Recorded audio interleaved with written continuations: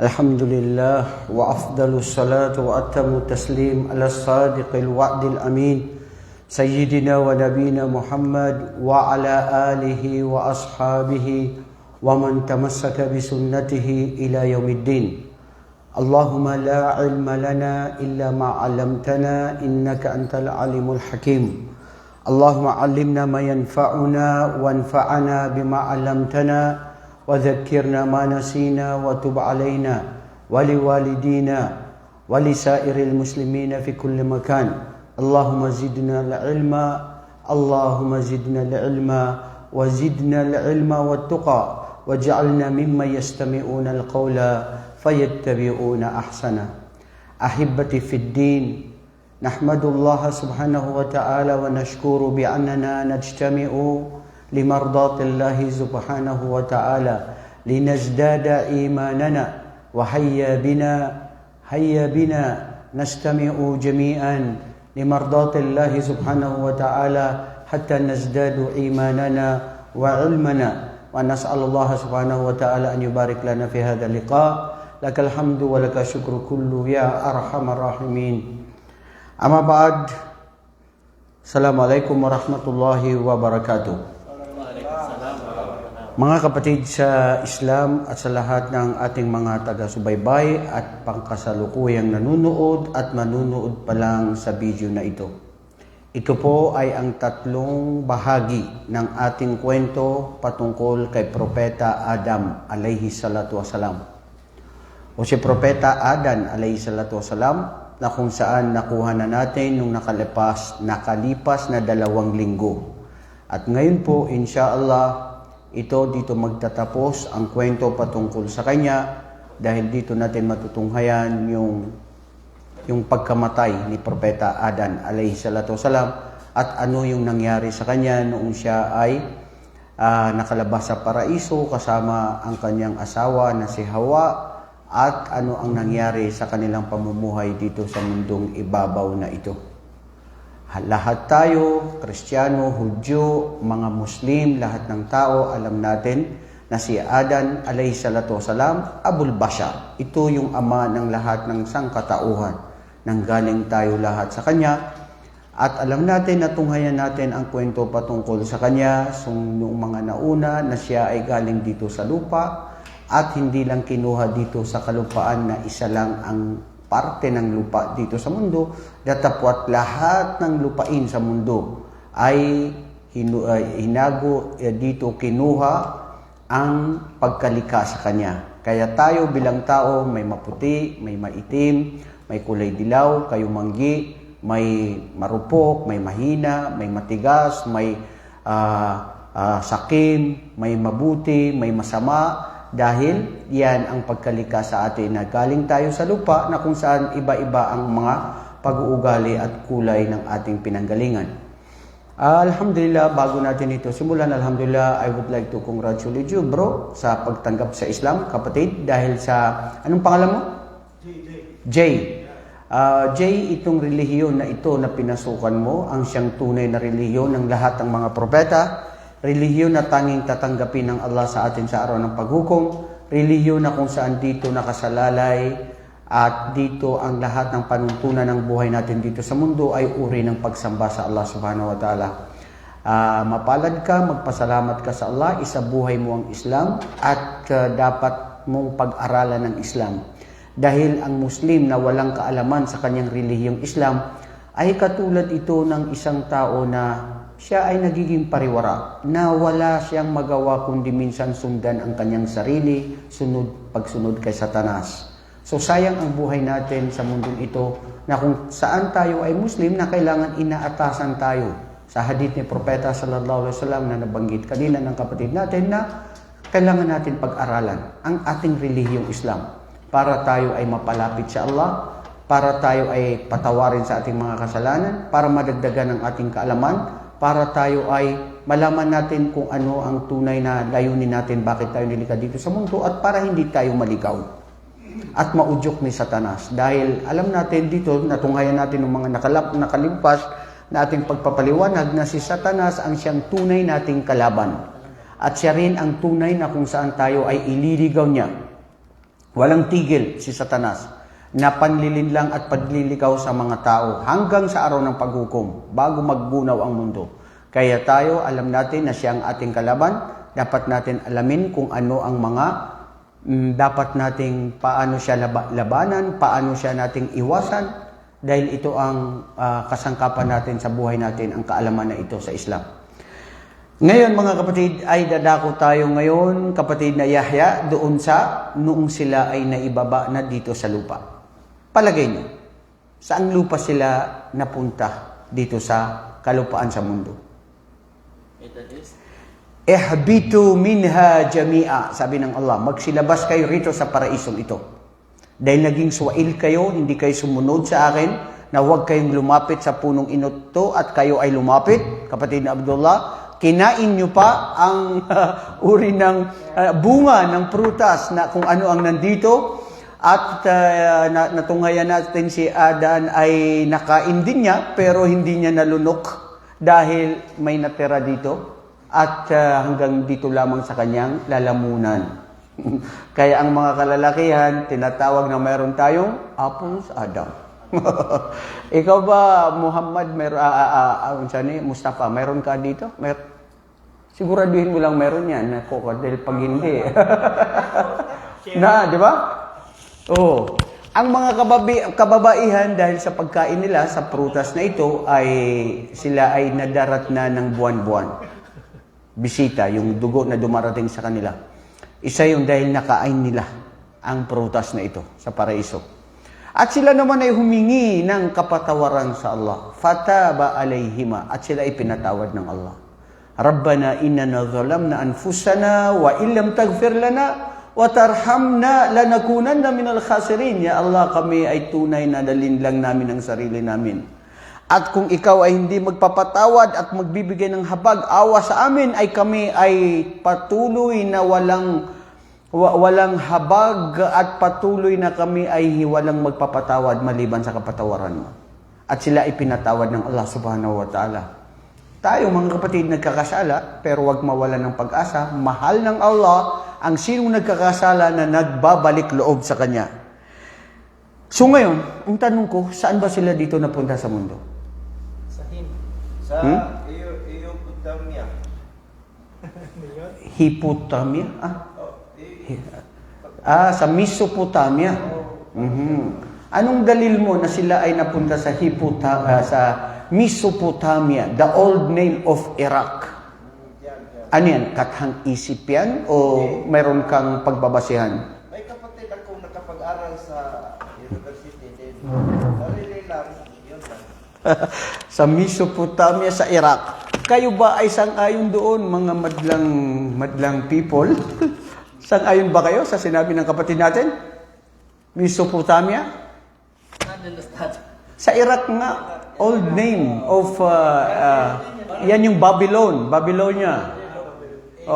Babylonia, Mesopotamia, now known as Iraq. Ikaw sa Iraq. Ikaw, Abdullah, palagi mo, saan sila napadpad dito sa lupa? Palestine. Mashallah. Palestine. At ikaw naman, Yahya, saan? Palagay mo? Sa Makkah. Mashallah. At ikaw, kapatid na Ustad Ibrahim, palagay mo saan? Nakalimutan. At walang magsasabi sa inyo na Marawi. Naku, wag niyo sabihin, napadpad sila sa Marawi. Sa Arafah. Ikaw sa Arafah. Kanina sinabi mo Hind. Nagkahiwalay sila siguro. Nagkahiwalay sila. Si Hawa sa... Mga kapatid, ang mga sinabi nyo, anuman ang pananaw natin, anuman ang sinabi ng mga ibang mga pantas, ito ay marahil mga opinion lamang na maaring tama, maaring hindi. Di ba? Pero may mga pantas na may nagsabi na sa Hind nga, si Adam. Sa Hind, sa India. Dahil daw, ang dalil nila sa India, ito yung lugar na kung saan ang dami ng mga uri ng mga prutas, mga halaman, mga namubuhay na mga dahon sa Hind. At dahil sa biyaya ng Allah na napadpad doon si Adan, alayhi salatu wasalam, makikita mo. May mga pangitain, maganda yung pagka-explain daw ng isang pantas. Although opinion lang yun, na nagsabi sa Hind, may iba naman na ibang lugar na nagsabi. At si Hawa daw ay napadpad sa Bangladesh. Ang layo naman yun. Sa dami ng lugar, pwede mong sabihin, Mustafa, sinasabi mo Bangladesh, ha? Ikaw ba? YouTube kasi Sa YouTube, gusto mo bang pumunta ng Bangladesh? Mashallah. Ha? Welcome, bro, mga kapatid, mashallah, mga maranaw, ha? Okay, so ito, yung sinasabi nila na marahil sa Bangladesh o sa Hind o kahit saan, ang iba, sinabi nila si Hawa ay napadpad sa Jeddah. Kaya sinabi ang Arafah, ka-Arafahuna, dahil sila ay nagkatagpo sa Arafah. Nakapunta kayo sa Arafah, itong pag-hajj natin, di ba? At doon sila nagkatagpo, si Adam at saka si Hawa sa Arafah. At noong sila ay nagkatagpo sa Arafah, at doon nagsimula ang pamumuhay nila dito sa lupa, sa kalupaan na ito. Hanggat nangyari ang pamumuhay na normal na pamumuhay ng tao, nagsama si Adam at saka si Hawa. Lamma istakara Adam wa zawjatuhu Hawa fil ard, bada'atil haya. Noong sila ay nabuhay na dito sa mundo, si Adam at saka ang kanyang asawa na si Hawa ay nagsimula na ang pamumuhay. Az-zawjiyya tatakammalu fakana labudda min wujud dhurriyyatahu. At kailangan siyempre nagsimula ang buhay at nagkaroon sila ng pamumuhay na kung saan nagkaroon ng mga anak. At ito tayo ngayon, hindi nakakapagtaka kung bakit nagkaroon ng mga tao dito sa mundong ito. Laqad bada'at Hawa tahmil wa tilka wa tulad li Adam auladan kathirin. At si Adan alayhi salatu wasalam, dahil sa of course nabuhay na ang pamumuhay dito sa mundong ito, at si Hawa ay nanganganak siya ng mga kambal. Nanganganak siya ng kambal. Hindi siya nanganganak na isa lang. Pagkapanganak niya, 2 kambal, na ang 2 kambal na ito ay babae at lalaki. Sa atin, normal, nagkakaroon lalaki sa lalaki, babae sa babae. Pero dito rin, minsan may nanganak na babae at lalaki na kambal. Sa kapanahunan ni Hawa ay nanganak babae at lalaki. Wa kabura awladu Adam wa tazawwaju wa amtala'atil ard bi dhurriyyati. At yun na nga, dumami na ang kanilang mga anak, nagkakaanak na sila, hanggat lumaki na sila, at dumami, kathirun, marami na. Wa kana daiman yad'uuhum ila Allah wa yahduruhum ala ta'atihi wa yuhadhdhiruhum min ma'siyah. Si Adan alayhi salatu wasalam bilang ama ng kanyang mga anak ay sinasabihan ng ang kanyang mga anak na maging matakutin sa Allah, masunurin sa Allah, at maging swail. Wag maging swail at sumunod sa sa mga kautusan ng Allah subhanahu wa ta'ala. Wa fi yawmin min al-ayyam wulidat Hawa dhukuran wa untha wa ba'da fatra wada'at dhukuran wa untha fasumiya Adam ahaduhuma Qabil wa akhar ay Habil. Dumami na ang kanilang mga anak, at isang araw nagkaanak si Hawa na pinangalanan ni Adan ang kanyang anak na si Qabil ang kanyang pangalan. At ang kanyang anak na isa ay si Habil. Si Qabil ay ipinanganak na mayroon siyang kakambal na babae. Ipinanganak din sa isang taon na sumunod na si Habil na mayroon din siyang mayroon din siyang kakambal na babae. Wa kana fi syar'i Adam, at sa batas na pamumuhay ni Adam alayhi salatu wasalam, la yajuzu li ibni an yatazawwaj ukhtahu allati wulidat ma'ahu fi batnin wahida, walakin yajuzu lahu an yatazawwaj min ukhtihi allati wulidat qablahu aw ba'dahu. Tingnan niyo yan. Sa batas ng kapanahunan ni Adan alayhi salatu wasalam, ang ipinapanganak, naging sharia, naging batas, panuntunan para dumami ang mga tao, sabi ni Adan, ay ipapangasawa ko ang ikaw sa pangalawang anak na hindi mo kakambal sa kaparehas mo na ipinanganak kayo na magkasabay. Si Kabil, ipinanganak, mayroon siyang kakambal na magandang babae. Ipinanganak si Habil, ang kanyang naging kakambal na babae ay hindi gaano kaganda. Dahil batas sa kapanahunan ni Adam na ipangasawa ang lalaki sa kakambal na isa, hindi dun sa mismo kakambal niya, kasi bawal yun. Dito nagsimula ang paghihimagsik ni Kabil at ang kanyang pagiging suwail. Hindi siya sumunod. Dahil ang gusto niyang pakasalan ay mismo kakambal niya na babae na maganda. Natural, naghahanap ka ng maganda, di ba? So, normal pa rin, naghahanap tayo na ang magiging asawa natin ay ganun. Sabi niya, hindi ako papayag. Hanggang dumating ang pagsubok na sabi ng Allah, na sabi ni Adan sa kanila, mag-alay kayo sa Allah. Kung sino ang tunay na pinakamabuti na kanyang iaalay, ay tatanggapin ang kanyang panalangin at ang kanyang gawain, at kung sino ang gusto niya, yun ang kanyang magiging pangangasawain. Dumating na kung saan si Habil ay masunurin sa kanyang ama at nag-alay siya na isang tupa na malusog, maganda tignan at pinakamabuti, fatakabbala walam yatakabbal minal akhar. Tinanggap yun ng Allah sa kanya at hindi tinanggap sa isa.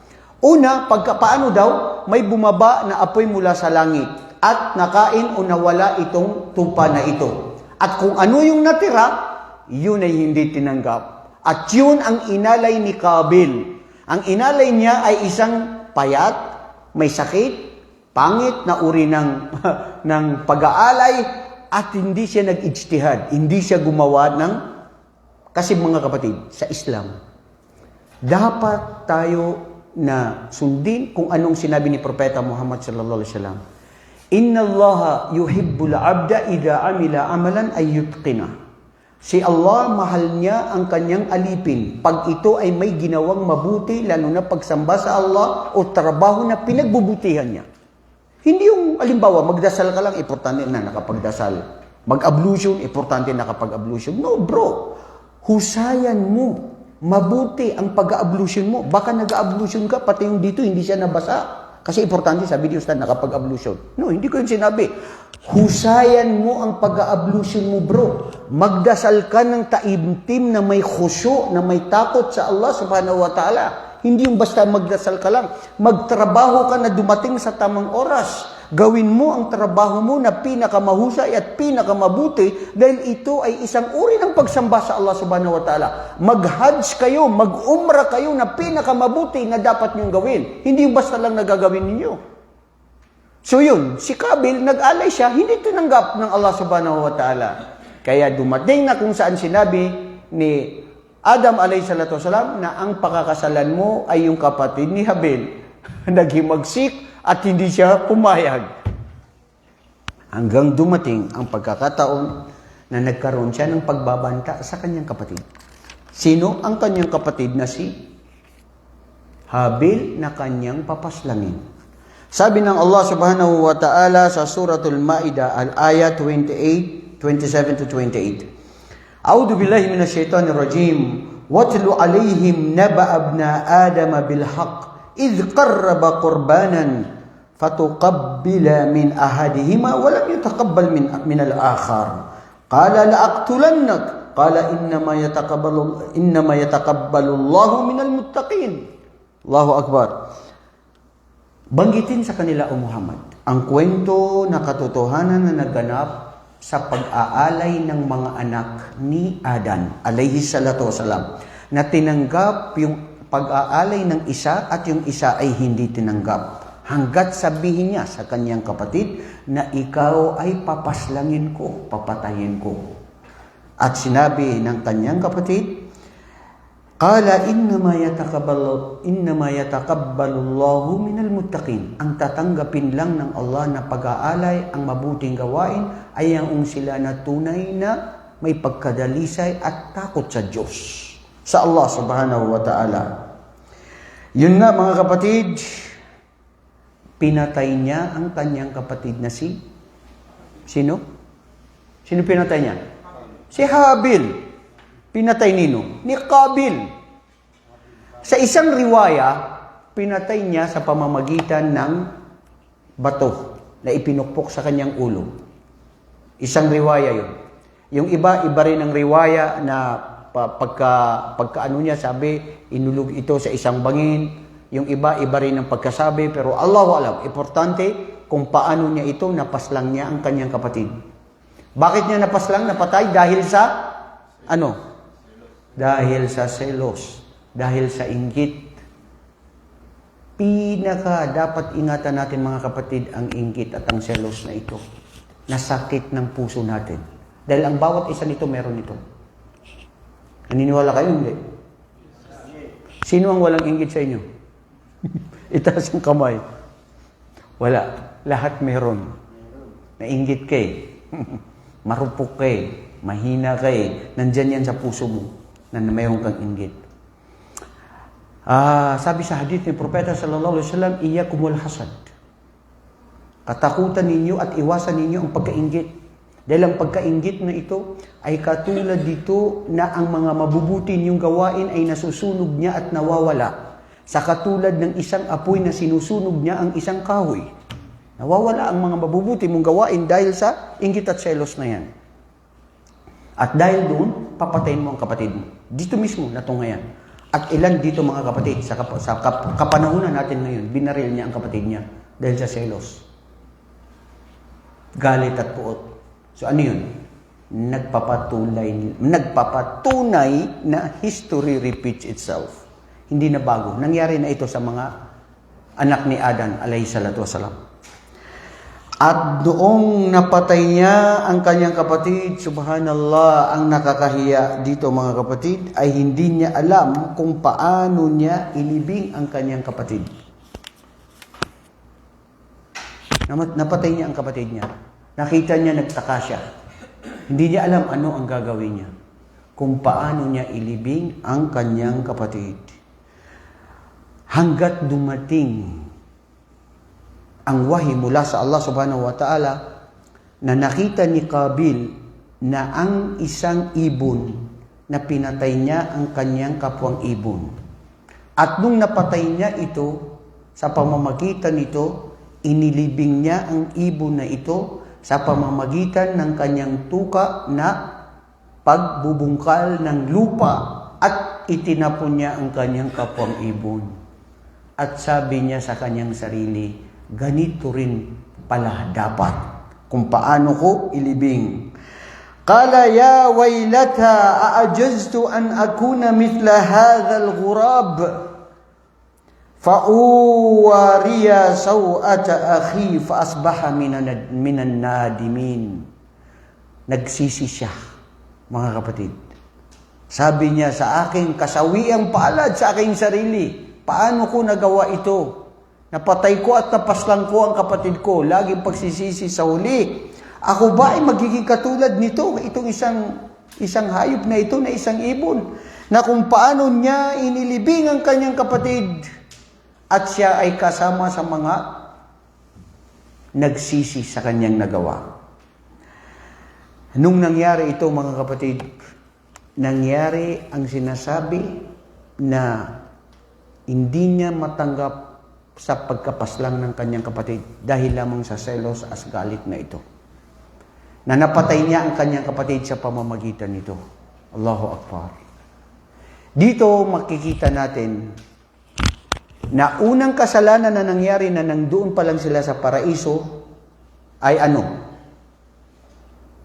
Hasad. Dahil din sa hasad. Di ba bro? Al-hasad. Dahil din sa selos. Sinong nagselos? Si Iblis. Al-hasad, una na-define na natin ito eh. Ang hasad, huwa at tamanni nuzul au tanzilu rahmatu ni'matu akhik. Ang hasad, lahat tayo mayroon yan. Pero ang peligro o hindi makatotohanan at kasalanan na selos o inggit ay yung kung ano ang biyaya na ipinagkaloob ng Allah doon sa kapatid mo, kapwa mo Muslim, kapwa mo na tao, na may ipinagkaloob na biyaya ng Allah, naghahangad ka na sana matanggal ito sa kanya. Naghahangad kayo ng ganon? Hoy, ay hindi sumagot. Alhamdulillah, ibig sabihin hindi kayo naghahangad ng ganun sa inyong kapwa. Dahil kung naghahangad kayo sa inyong kapwa ng ganun, kasalanan yun, bro. Binigyan ng Allah ang kapatid mo, mayroon siyang kotse, mayroon siyang bahay, mayroon siyang duwaya, mayroon siyang mga anak, maraming lahat. Sasabihin mo, bakit siya mayroon? Bakit ako wala? Ya Allah, nasaan ang justice? Ya Allah, Muslim naman ako, mabuti ang ginagawa ko, bakit siya mayroon? Sana mawala yun sa kanya. Sana masagasaan siya ng kotse. Sana mamatay siya. Sana mawala sa kanya yun. Kana si Abay ang peligro, Yahya. Kasi yun ang ipinagbabawal ng Islam. Pero halimbawa nagkaroon ka ng mayroong kang naghahangad sa iyong kapwa. Masya Allah, pinagkalooban siya ng kotse. Ya Allah, dagdagan mo pa ang mga biyaya sa kanya. Inshallah. Gandang panalangin yun. Ang ganda ng bahay na ibindigay ng Allah sa kanya. Na-promote siya sa posisyon. Ang dami ng anak niya, mga asawa niya, lahat ng mga biyaya na mayroon siya na naiinggit ka. Sinasabi mo, Ya Allah, dagdagan mo pa siya. Sino ang ganon ang kanyang nagagawa? Itaas ang kamay. Ako. Oh, Masya Allah. Mayroon na siguradong tumaas ng kamay. Allahu Akbar. Bro, pag yun ang hinangad mo sa iyong kapwa, ilingin mo sa Allah, insya Allah magkakaroon ka rin ng ganun. Bakit? Ang mga anghel ng Allah nagsasabi, naghahangad, wala ka bimithli. Ya Allah, bigyan mo rin ang taong ito, ang iyong alipin na naghahangad ng mabuti sa kanyang kapwa-tao. Tingnan mo bro ang turo ng Islam. Kasi, ba't ka magsiselos? Ba't ka mainggit? Mayroon ka rin naman na iba lang sa kanya. Kasi pag nagselos na inggit ka dun sa kapwa na tao na yun, ay parang kinukoreksyonan mo ang Allah. Bakit siya lang meron? Bakit ako wala? Hindi ka ba natutuwa kung anong ibinigay sa'yo ng Allah, bro? Pasalamat ka nga, nakakalakad ka. Pasalamat ka nga, nakakakain ka. Pasalamat ka, nagabayan ka sa Islam. Mayroon siya, marami siyang meron, pero walang gabay sa kanya ng Islam. Kasawi ang palad sa araw ng paghukom. Ang mga tao na nagparaya sa mundo, lahat meron sila, pero hindi tumanggap ng katotohanan at hindi sumamba sa tunay na nag-iisang Diyos. Wala kang silbi. Anong meron ka dito sa mundo kung ito rin para sa iyong sa araw ng paghukom? Paghukom ay kapahamakan sa iyo. Di ba, bro? So, ang nangyari sa kanila mga kapatid dito sa mundo ay nagkaroon ng selos at galit at patayan at kung saan naghahangad ng masama sa kanyang kapatid mismo. Kapatid niya mismo, hindi kapwa-tao, kapatid niya na si Habil. At ito rin na siyang ngayon na nangyayari sa bawat isa sa atin ngayon. Ang pagre-rebuild din ng isa sa kanyang kapwa. Yan din ang nangyari sa kwento kay Propeta Yusuf alayhi salatu wasalam nung siya ay pagtangkaan ng kanyang mga kapatid na paslangin. Sa kwento, inshallah makukuha natin yan dahil to, series natin dito, kwento ng mga propeta.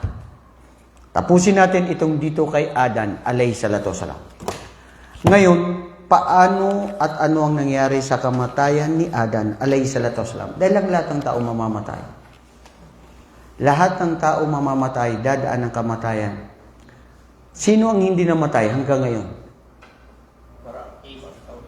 Ha? Si Isa alayhi salatu wasalam. Masya Allah. Si Propeta Isa. Kaya tayong mga Muslim naniniwala at taliwas sa paniniwala ng mga yaon na namatay daw si Isa o namatay si Hesus Kristo o naipako sa krus. La, abadan, hindi yan ang akida. Hindi yan ang paniniwala at paninindigan natin. Bal rafa'ahu Allah, itinaas siya ng Allah subhanahu wa ta'ala, pinatulog siya sa langit. Saan langit? Allahu alam. Natulog siya? Oo, pinatulog siya. At hindi siya namatay. At kung sino ang nagsabi na namatay, piligro ang iyong akida at ang iyong pananampalataya. Umiwas kayo sa mga taong ganun na mapanlinlang at para iligaw kayo sa mga ganung pamamaraan. Dahil mismo ang Quran ang nagpatunay na siya ay hindi namatay. Makatalo, sabi ng Allah, hindi man siya napatay ng mga Hudyo sa kanilang plano na patayin si Isa. Bal rafa'ahu Allahu ilay. Siya ay itinaas ng Allah subhanahu wa ta'ala. Tapos ikaw magsasabi, napatay? Muslim ka pa naman, bro. Unsa ka, pareha sa mga pananampalataya nila. Qissatu wafatu Adam alayhi salatu wassalam. Fan Abi bin Ka'ab radhiyallahu an qala Inna Adam alayhi salam lama hadarahu al-maut qala libnihi ay banihi inni astahi min thamaratil jannah. Si Adan alayhi salatu wasalam, dumating sa kanya ang kamatayan na nagkasakit. May nagsabi umabot ng ilang linggo at siya ay hindi nabibigha niya. Yung parang naaala-ala niya at nababalik-balikan niya na gusto niya muli ang mga prutas o mga nakita niya sa paraiso. Nakita at tinanap ito, isang anghel na bumaba at nakita niya ang kanyang mga anak. Saan kayo pupunta? Sabi niya, ang aming ama ay mayroon siyang sakit at maluba ang kanyang sakit at siya ay nabibighanin na sa mga anong nakita niya sa paraiso. Sabi niya, huwag kayong mag-aala-ala dahil nandito, dahil para siya ay kuhanan na ng buhay. Sa isang riwaya, mga kapatid, si Adan alayhi salatu wasalam, ang taon na kung saan siya ay nabuhay ay 1,000 taon. Pero nakita niya na si Propeta Dawud alayhi salatu wasalam o si Propeta David ay namatay siya sa edad na 60. At nung nakita niya, sabi niya sa anghel, sino yan? Si Propeta David, si Dawud. At namatay sa edad na 60. Sabi niya, ay lingin niya sa Allah na sana dagdagan ng kanyang edad. 60 gagawing babawasan sa edad ni Adam alayhi salatu wasalam. Ilan ang edad ni Adam? 1,000 taon. Nabawasan ito ng 40 dahil ipinagkaloob niya at ibinigay niya kay Propeta Dawud alayhi salatu wasalam, 40 years, naging 960 years. Nung dumating ang 960 years para bawian siya ng buhay, dumating sa kanya ang malakal maut, anghel ng kamatayan. Sino ka? Ako ang malakal maut para kuwanan ka ng kamatayan. Sabi niya, bumalik ka at ayaw ko pang mamatay. Ya Allah, si Adam, katulad ninyo, ikaw at ako. Pag dumating sa iyo ngayon ang kamatayan, bro, anong sasabihin mo? Sige, patayin mo na ako. Kunan mo na ako ng kamatayan, buhay. Sino sa inyo ang ready na ngayon na mamatay? Itaas ang kamay. Yung ngayon na, mamamatay ka na. Walang tumataas ang kamay sa inyo. Ayoko rin muna itaas ng kamay. Siyempre, magpapaalam muna ako sa asawa ko, mga anak ko, sa nanay ko, kapatid ko, sinong nagkasala ako sa kanila, pagsisisi, lahat. Pero bro, mahirap yan. Isipin mo mismo si Adan alayhi salatu wasalam, siya ay ayaw niya. Gusto ng dagdag. Ayaw tumanggap ng katotohanan. Ayaw pa niya. Walidhalika, yan ang insan, yan ang tao. Anong sabi ng Allah? Wa khuliqal insanu min ajal. Pero maliban sa kamatayan na ayaw natin. Nilikha ang tao na hindi makapag-antay. Bakit pag sinabi sa'yo na mamamatay ka, sige, sabi mo, sige, kuhanan mo na ako ng buhay. Ayaw mo, di ba? Yung iba nga, pag nagkamatay, gusto pa niya, i-hospital niyo ako, sino yung manggagamot, para magamot niya ako. Ayaw ko pang mamatay, yung mga asawa ko, yung mga anak ko, paano na sila, hindi pa ako nakabili, hindi pa ako nakagawa ng bahay, kotse, ang dami, kawawa naman yung mga anak ko, ang dami ng mga gusto mo pang mangyari. Hindi pa ako nakatapos, meron pa akong project. hindi mo tapos bro. Kaya dapat lang, pag oras ng kamatayan, dumating na dapat. Ang tao, hindi makaintay. Gusto niya laging magmadali. Dahil, hada huwa may samal insan. Mga kapatid, may mga isinulot ako rito tungkol sa insan, ang tao, na pagkalika ng Allah subhanahu wa ta'ala sa kanya. Na may iba't ibang uri na klasifikasyon ang tao. O mga uri ng tao. Naiisa lang yun, pero iba-iba sila. Lahat tayo, tao. Tama? Sinong hindi agree? Itaas ang kamay. Ha? Abdullah, lahat tayo, tao. Na ang tao na insan, binigyan ng maraming mga pantukoy sa kanya. Tinutukoy siya ano yung adjectives na patungkol sa kanya. Pang-uri na anong uri siya na tao. Ang mga tao ay ganun. Una, nabanggit sa surah An-Nisa, verse 28. Wa khuliqal insanu dha'ifa. Nilikha ang tao na napakamarupok at mahina. Sino ang hindi mahina sa inyo? Ha? Taas ang kamay. Lahat tayo mahina. At iba-iba ang kahinaan ng bawat isa.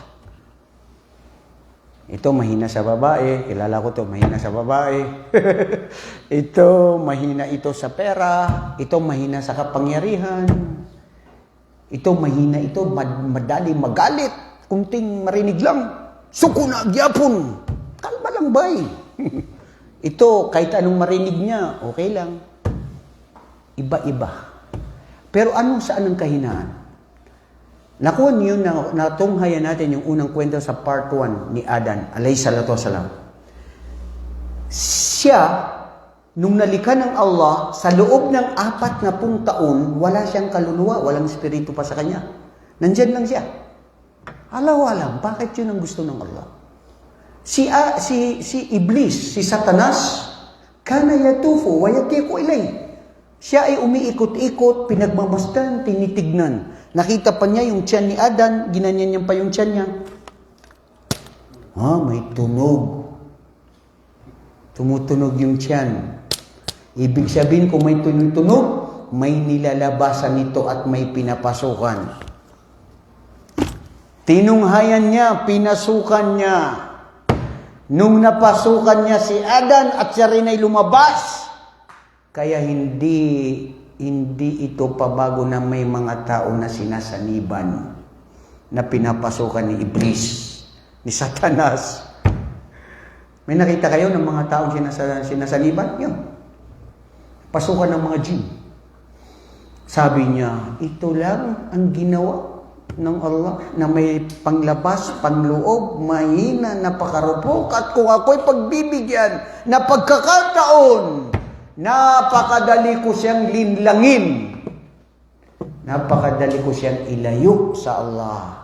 At mga kapatid, wallahi, tayo na mga tao, kung saan tayo mahina, dyan ka susubukan. At ang problema nga, uulitin ko nung unang nasabi ko nung last week, kung saan ang ayaw, kung saan yung ano yung gusto mo, kung saan yung anong ipinagbabawal, yun ang hinahanap mo. At yun ang gusto mo. Di ba, Yahya? Ha? Tama, hindi? Oh. Pangalawa, sinabi ng Allah sa Suratul Alaq 5 and 6, Kalla innal insanu la yatgha, lamu ta'kid, katotohanan, itong taong ito ang insan, layataga, makasalanan, magiging suwail, hindi susunod sa Allah. Kaya bakit naman yung sinasabi ng mga anghel, na sinabi nila kay Adam, na sinabi nila sa Allah subhanahu wa ta'ala, wa idh qala rabbuka lil malaikati inni ja'ilun fil ardi khalifa, qalu, nagsabi sila mismo, qalu ataj'alu fiha may yufsidu fiha wa yafsuqu ad-dima wa nahnu nusabbihu bihamdika wa nuqaddisu lak. Ya Allah, ikaw mismo gagawa ng isang nilalang na khalifa na mamumuno dito sa mundo, na mahina, marupok, makasalanan, magiging suwail, magdadanak ng dugo. Samantalang ito kami, araw at gabi, oras-oras, pinupuri, nululuwalhati ka. Mga kapatid, ang patanong dito ay istifham na hindi ito inkari. Hindi ito yung patanong na parang kang naiinis o parang pangiinsulto, ngunit ito ay patanong na taakid na gusto mo magkaroon ng kaalaman at tungayan ano ang magaganap. At bakit? Curiosity, out of curiosity. Sabi ng Allah, inni a'lamu ma la ta'lamun. Alam ko ang hindi nyo alam. Dahil bakit? Kay Adan, sa mga taong ito, dito manggagaling ang mga propeta, ang mga sugo, ang mga salihun, ang mga matutuwid na mga tao, ang mga mujahidun, ang mga naglalaban para sa Allah, ang mga taong makatotohanan, gumagawa ng kabutihan, dito makikita sa mga taong ito. Kaya dito makikita sa tao na kung sino ang tunay na tatanggap ng katotohanan, sino ang tunay na matakutin sa Allah, ang kanyang gantimpala ay walang iba kundi ang paraiso ng Allah. Mga kapatid, magtiis lamang tayo. Paglabanan natin ang ating syahwat, ang ating sarili. Wallahi, sinasama ko to sa sarili ko. Hindi lang ako, lahat tayo paglabanan. Dahil kawawa ang tao, nasusundan niya si Satanas as ang kanyang sarili. Sabi rin ng Allah sa Surah Ibrahim 34, A'udhu billahi minash shaitanir rajim wa atakum min kulli ma sa'altumuh wa in ta'uddu ni'matallahi la tuhsuha innal insana ladhalumun kaffar. Dito na naman anong sinabi niya? Al-insan kaffar. Ang tao daw ay tumatalikod sa Allah. Hindi sumusunod sa Allah. Ya Allah, waliya'udhu billah, patawarin kami. Kami ay tunay na naniniwala at sumusunod sa iyo. Patawarin kami sa aming mga kasalanan, pagkukulang. Sabi ng Allah, ipinagkaloob namin sa kanila ang anumang mga gusto nila. Wa atakum min kulli ma sa'altumuh, anong mga hiling nyo, mga gusto ninyo, pinagkaloob namin. Ibinigay namin sa inyo. Wa in ta'uddu ni'matallahi la tuhsuha. Kung bibilangin ninyo ang aming mga biyaya sa inyo, wallahi, hindi nyo kayang bilangin ito ng isa-isa. Hindi nyo kayang bilangin ang walang bilang na mga biyaya na ipinagkaloob ng Allah sa inyo. Ngunit, innal insana la zalum. Katotohanan ng insan, ang tao, siya rin ay, ano ba yung zalum? Mandaraya. Zalum. Kaya bro, minsan may bata pa lang, pag hindi mo yan tuturuan, paglaki, magiging mandaraya yan. Walang nagturo sa kanya. Pero aywan ko, bakit ganun minsan ng bata? Gusto rin niya na magdaya minsan. Dadayain niya yung kapatid, yung kalaro niya. Nari, ito na, maganggan na ta. Anong gagawin natin? Ito, maglaro tayo. Tapos, doon siya nakatingin, kukunin mo yun. Oh, bakit? Hindi ko alam. Anong nangyari? Oh, sino nagturo sa kanya? Ano pa kaya kung nakikita niya sa kapwa niyang tao? Kapwa-tao. Tao in nature mandaraya. Kukunin niya yung hindi sa kanya. Sakim. Hindi mapuno, mapag-imbot, makatampalasan. Lahat, kimkimin ang lahat. Gusto niya. waliya'udhu billah. Wallahi mga kapatid, katakutan natin ang Allah subhanahu wa ta'ala sa araw ng paghukom, lalong-lalo na yung mga bagay na kukunin mo na hindi sa'yo. Pagbabayaran mo yan. Asa ka kukuha sa imong ipagbayad dito sa araw ng paghukumbay? Dire, pwede ka maghingi ng sorry, bro, babayaran kita, utang. Doon, kung sa imong ibayad. Hindi lang yun, bro, Abdullah. Ang pagbayad doon, ang Allah ay makatwiran. Ang mga mabubuti mong gawain, wala ka nang may pangbayad, yun ang kukunin.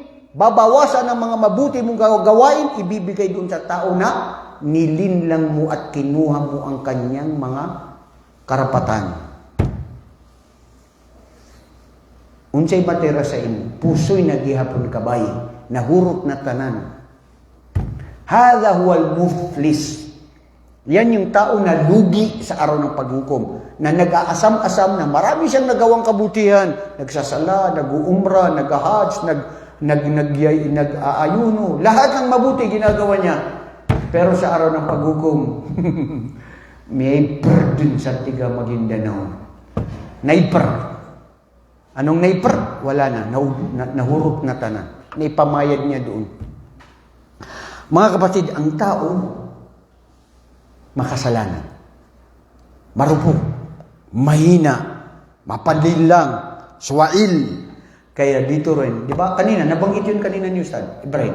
Ano yung sinabi ng Allah sa Quran?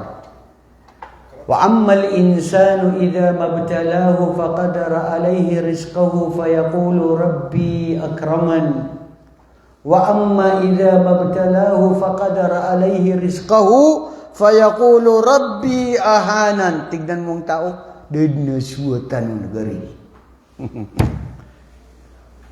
Ang tao, pag siya ibiniyaya ng Allah ng maraming mga biyaya, sasabihin niya, ang aking Panginoon ay mapagbigay. Ang aking Panginoon ay, Masya Allah, lahat ibinigay sa akin. Alhamdulillah, alhamdulillah. Pag siya naman ay nabigyan ng mga pagsubok, na kaunting pagsubok, na mga kunting mga hinagpis at lungkot sa kanyang buhay, sasabihin niya, ang aking Panginoon ay nakalimutan niya ako, pinaparusahan niya ako, hindi siya mabuti sa akin. Daswatan ko manusia. La hawla wa la quwwata illa billah. Pero wallahi, ba isang mabuti ako dito na isa sa aya sa Quran. Saan ba yung aya na yun? Sa Suratul Adiyat. Sa Surah Al-Adiyat, may 3 o 4 na klase ang sinabi dito ng mga pantas sa tao. Innal insana li rabbihi lakanud. Inna harful inna tawkid bi annal insana, innal insana, katotohanan ang tao, ang ugnayan niya sa kanyang Panginoon ay kanud. Ang kanud, una, sinabi nila dito sa kanud, qillatus syukur. Yung tao na hindi nagpapasalamat sa Allah. Malimit lang siya magpasalamat. Ang tao, bro, ang dami-dami nang naibigay sa kanya. Ang dami-dami ng ano ang nakamit niya sa buhay niya.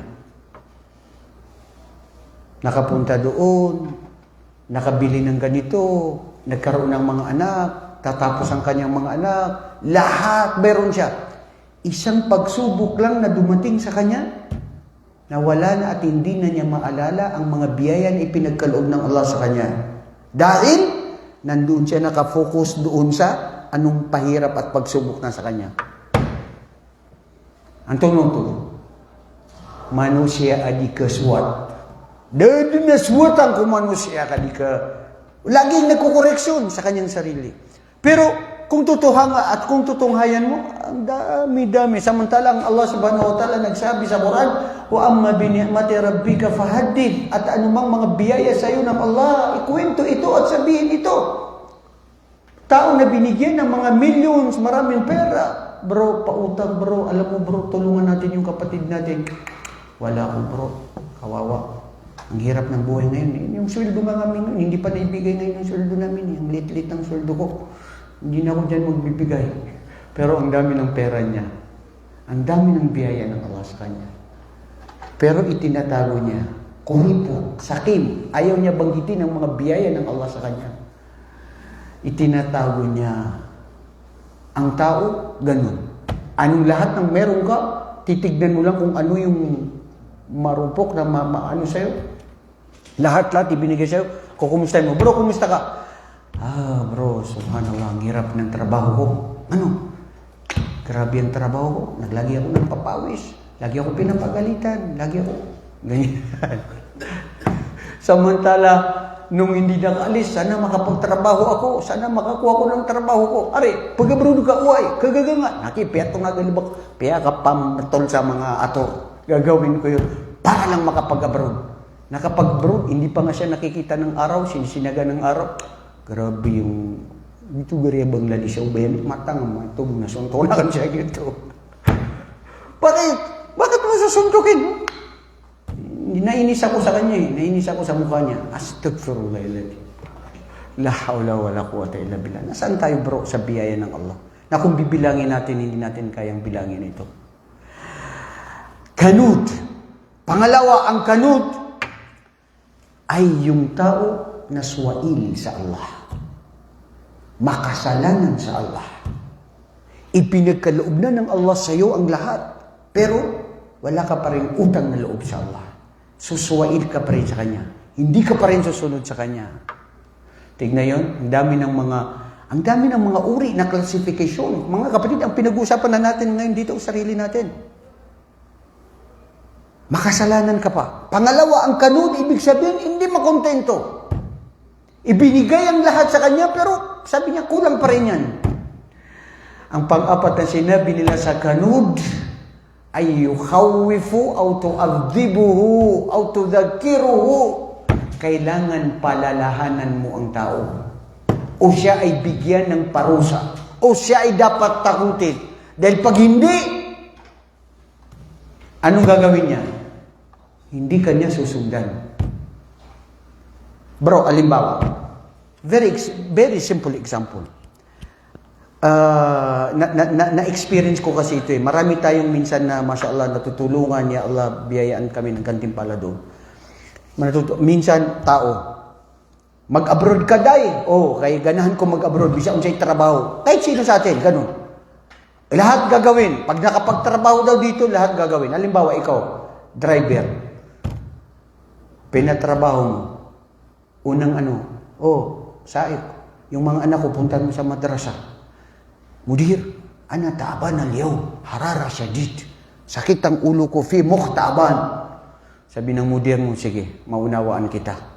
Isang araw, utusan mo, Fulan, naggastos ako sa'yo. Nagbayad kami 16,000 para lang pagiging saik mo, para lang kunin yung mga anak ko.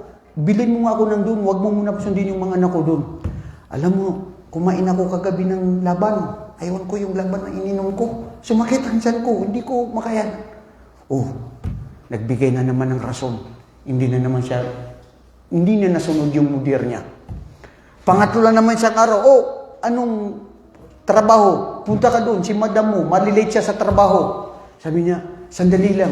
Kasi tumatawag yung pamilya ko. Meron daw pambayad sa meral ko. Hindi ka nagbigay sa akin ng sweldo. Ang problema doon, pamilya ko doon. Merong problema sila doon.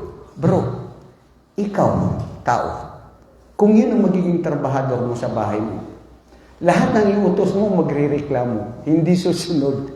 Ang daming katwiran. Gumastos ka na, ang daming ginastos mo sa kanya. Pinatera mo siya, hindi mo siya pinapagalitan. Anong gagawin mo sa kanya? Pag gano'n?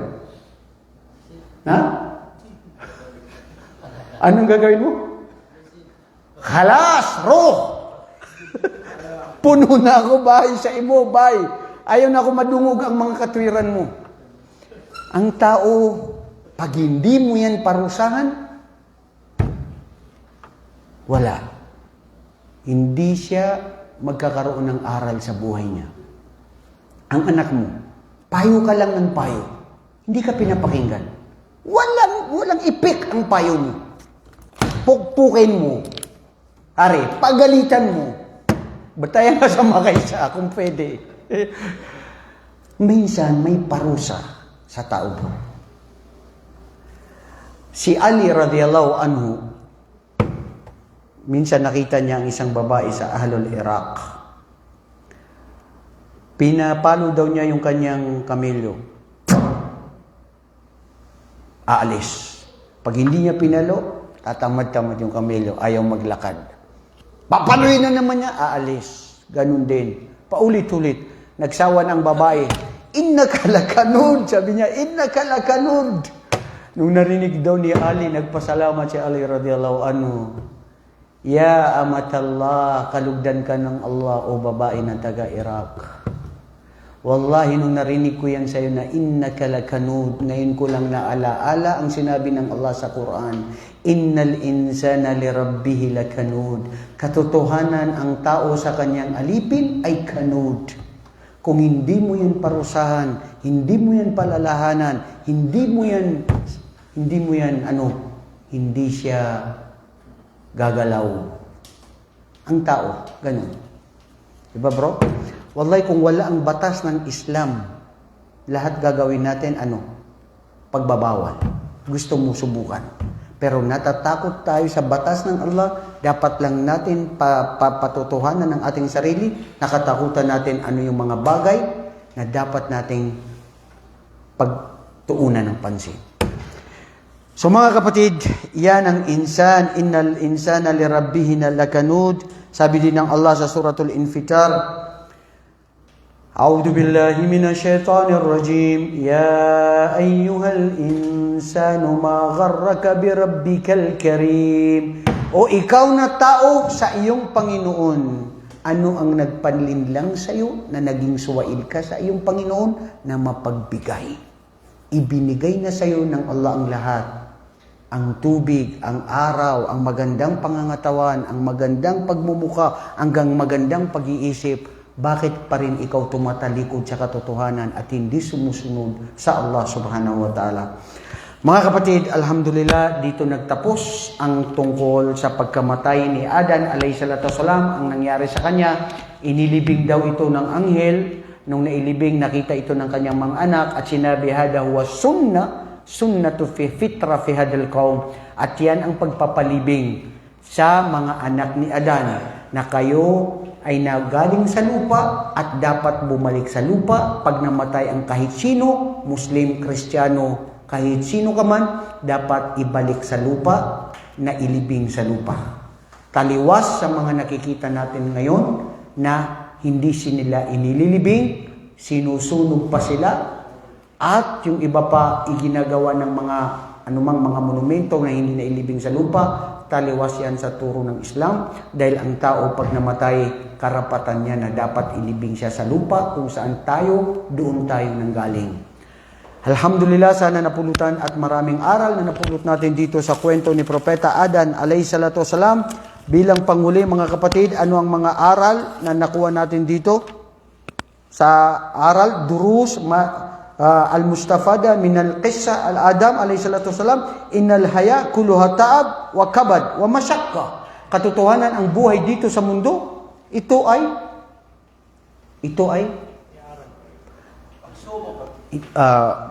very good, pagsubok nga. Ang aral dito sa mundo ay ta'ab. Ibig sabihin, may taibtu. Ibig sabihin, may hirap. May hirap, bro. Huwag mo hanapin na wala kang hirap. Ang tunay na kaligayahan, ang tunay na walang hirap, ang tunay na ligaya at ang saya sa araw ng paghukom, sa paraiso ng Allah. Dito sa mundo, lahat ng mga ligaya na mayroon tayo, panandalian lang ang ligaya na yan. Bye. Kasi, hindi lang yan. Ay katiro amranaw, nabadin sagad sukintay, nakakalsuping basukat. Lahat ng mga anumang mabuti, masaya, lungkot, pigati, panandalian. Hindi yan mananatili. Ang buhay, pahirap. Ang buhay dito sa mundo, pagsubok. Pangalawa, innal hasada al-ananiya tahmilul insan ala idai ikhwanihi al-kaidu lahum. Ang hasad, ang sinasabing inggit, selos na ito, ang siyang kasangkapan sa buhay natin para mawala ang pagiging dalisay natin o para tayo ay mawala ang ating mga mabubuting gawain o para tayo ay magkasala. Ibig sabihin, iwasan ang anumang mga selos at inggit na ito. Ang dami pa ito mga kapatid, ngunit ito ay oras na. Inshallah sa susunod na ating pagtitipon ay kukunin natin ang nandito sa libro na ito ay ang kwento patungkol kay Qissatu Idris alayhi salatu wassalam. Tunghayan natin yan sa ating mga taga-subaybay. Biyayaan kayo ng Allah ng maraming pagpapala at habag at kapatawaran. Tanggapin tayo sa kanyang paraiso. Allahumma amin, dagdagan ng ating kaalaman. Jazakumullahu khairan, kataballahu ajrakum, wa zadakumullahu ilma. Subhanakallahumma wa bihamdik. Ashhadu an la ilaha illa anta astaghfiruka wa atubu ilaik. Assalamualaikum warahmatullahi wabarakatuh.